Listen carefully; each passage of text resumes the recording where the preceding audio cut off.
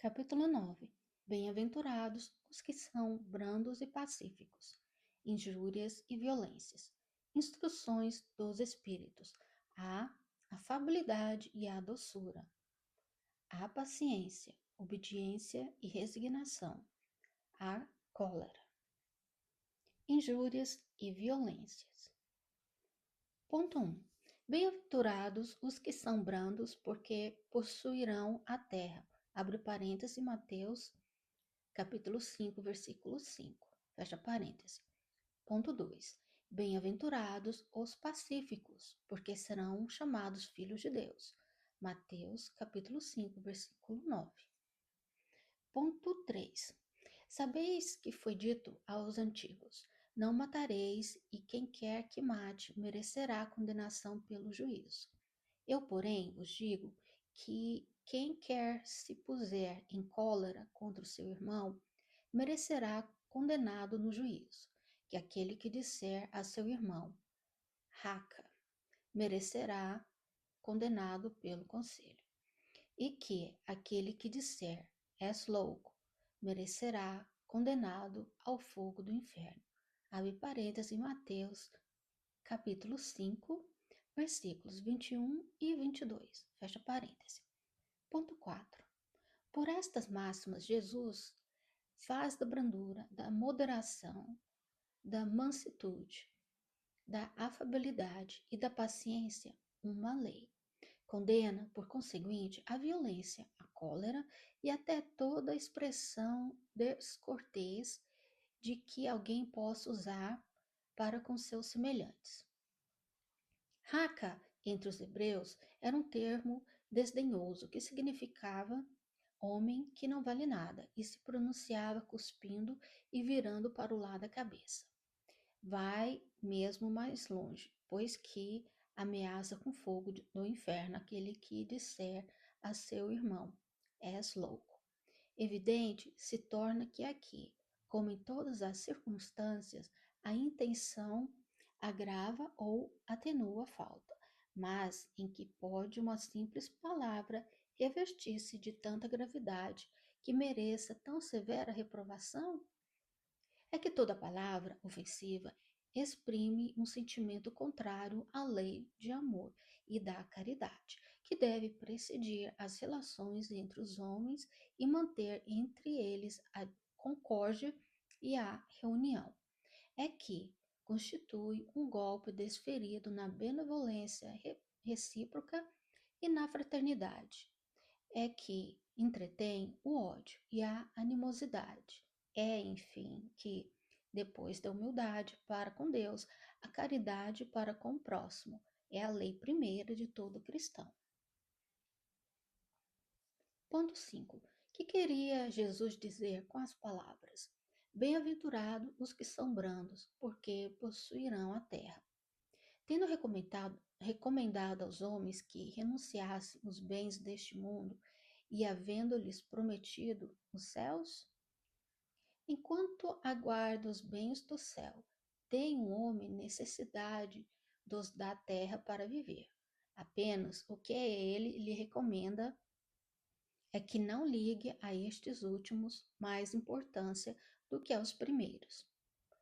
Por aquelas palavras que dizer que até agora os bens da terra são assambarcados pelos violentos, em prejuízo dos que são brandos e pacíficos, que a estes falta muitas vezes o necessário, ao passo que outros têm o supérfluo. Promete que a justiça lhes será feita, assim na terra como no céu, porque serão chamados filhos de Deus. Quando a humanidade se submeter à lei de amor e caridade, deixará de haver egoísmo.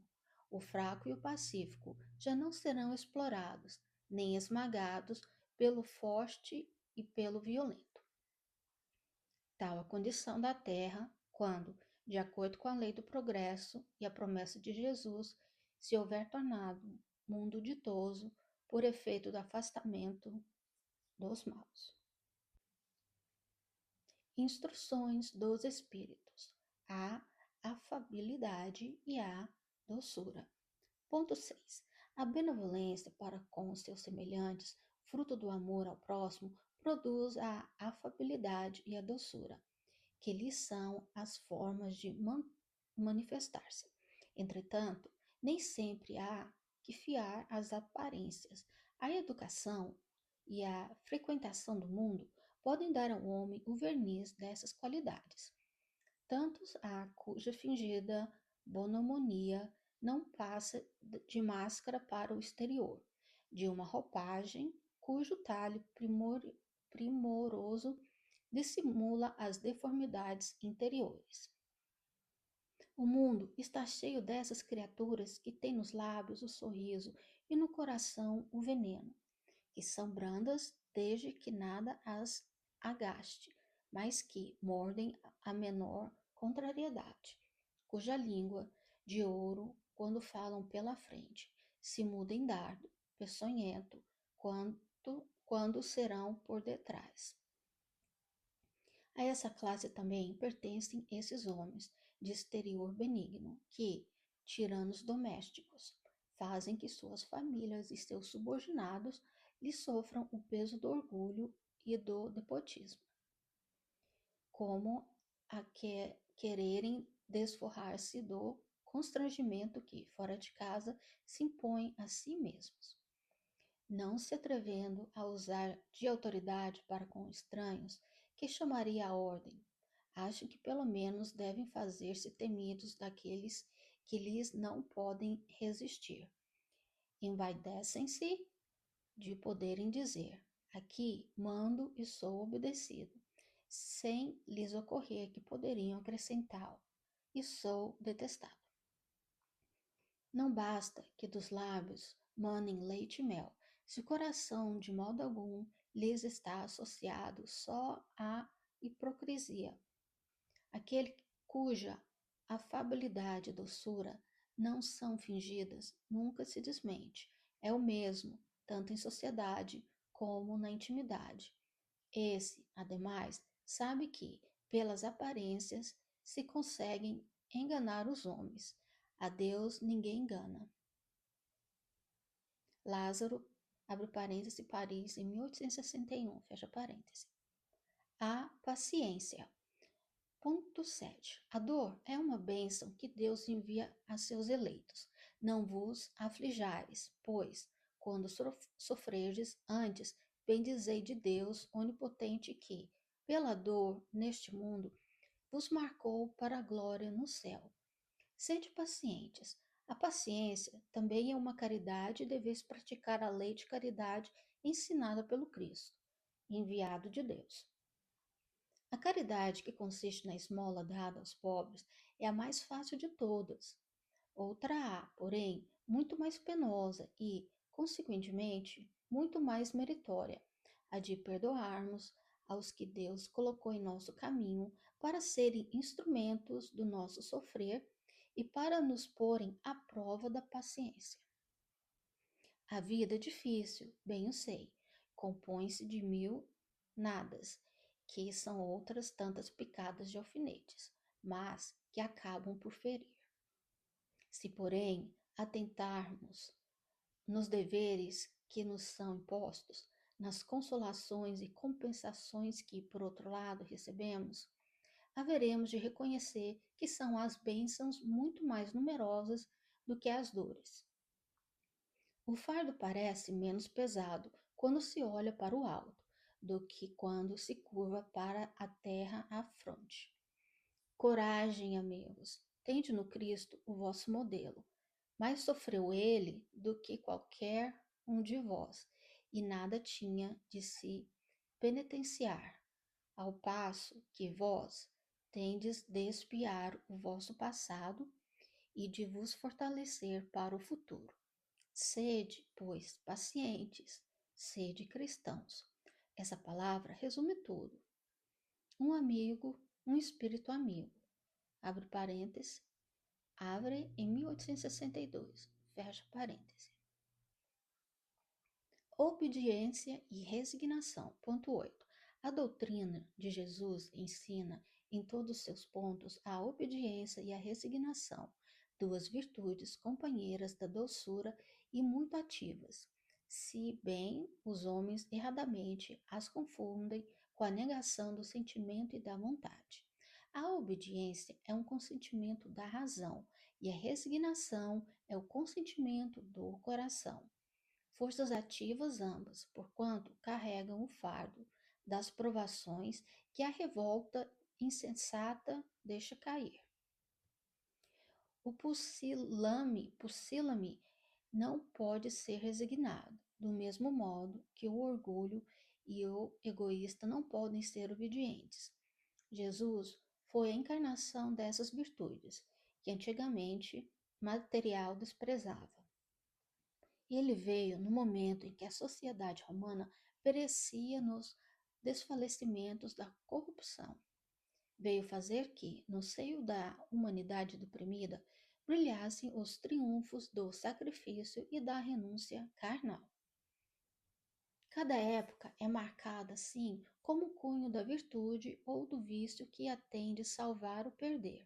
A virtude da vossa geração é a atividade intelectual, seu vício é a indiferença moral.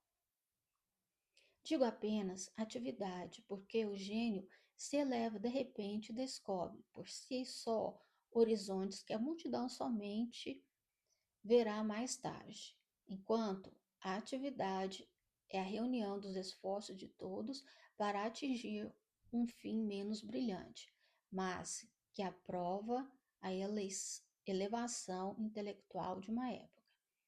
Submetei-vos à impulsão que vimos dar aos vossos espíritos. Obedecei à grande lei do progresso, que é a palavra da vossa geração. Aí do espírito preguiçoso, aí daquele que encerra o seu entendimento. Ai dele, porquanto nós, que somos os guias da humanidade em marcha, lhe aplicaremos o látego e lhes submeteremos à vontade rebelde, por meio da dupla ação do freio e da esporra. Toda resistência orgulhosa terá de, certo ou tarde, ser vencida. Bem-aventurados, no entanto, os que são brandos, pois prestarão dócil ouvido aos ensinos. Lázaro, abre parênteses, Paris, em 1863, fecha parênteses. A cólera. Ponto 9.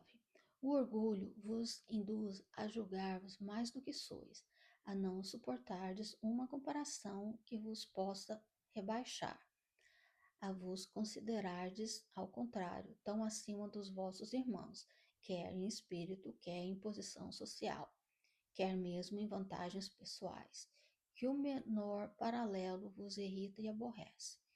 Que sucede então? Entregai-vos à cólera. Pesquisai a origem desses acessos de demência passageira, que vos assemelham ao bruto, fazendo-vos perder o sangue frio e a razão. Pesquisai e quase sempre depareis com o orgulho ferido, que é o que vos faz repelir. Coléricos, os mais ponderados conselhos, senão o orgulho ferido por uma contradição.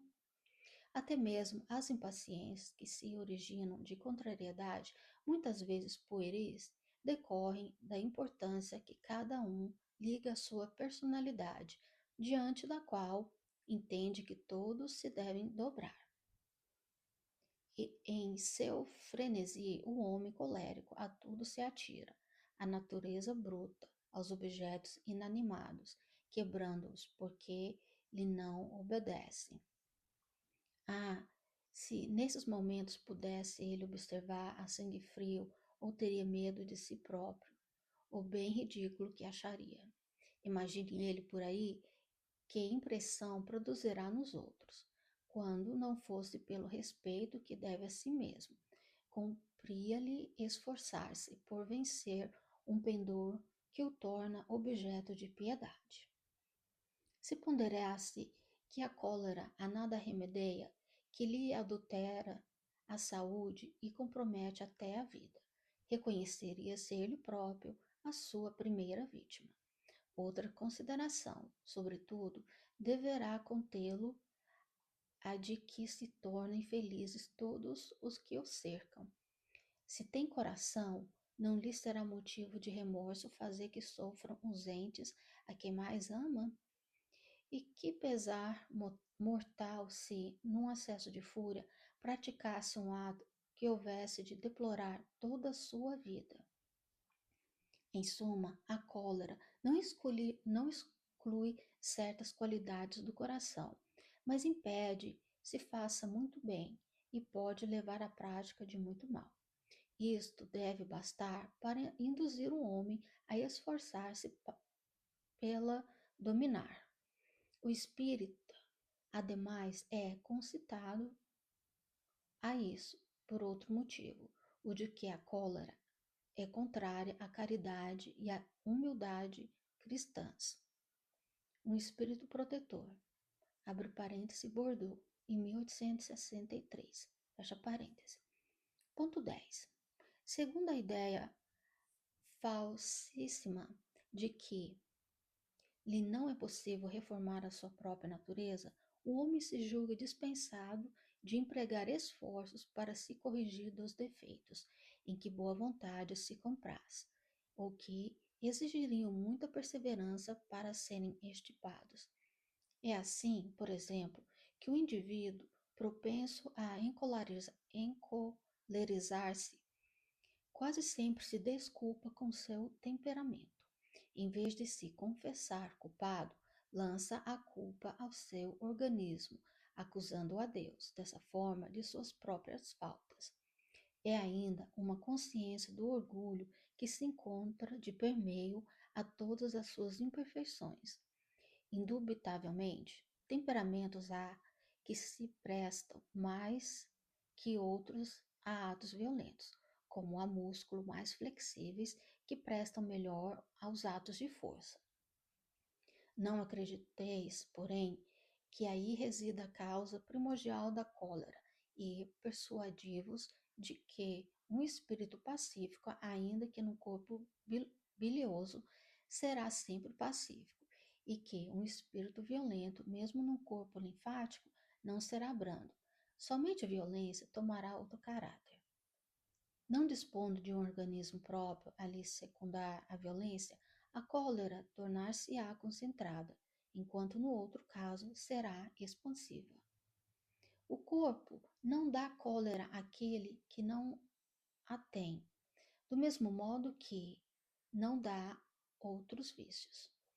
Todas as virtudes e todos os vícios são inerentes ao espírito, a não ser assim, onde estariam o mérito e a responsabilidade? O homem deformado não pode tornar-se direito, porque o espírito nisso não pode atuar, mas pode modificar o que é do espírito, quando o quer com vontade firme. Não vos mostra a experiência, a vós espíritas, até onde é capaz de ir o poder da vontade, pelas transformações verdadeiramente miraculosas que se operam sob as vossas vistas? Compenetrai-vos, pois, de que um homem não conserva vicioso, senão porque quer permanecer vicioso, de que aquele que queira corrigir-se sempre o pode. De outro modo, não existiria para um homem a lei do progresso. Rabnemann, abre parêntese, Paris, em 1863, fecha parêntese.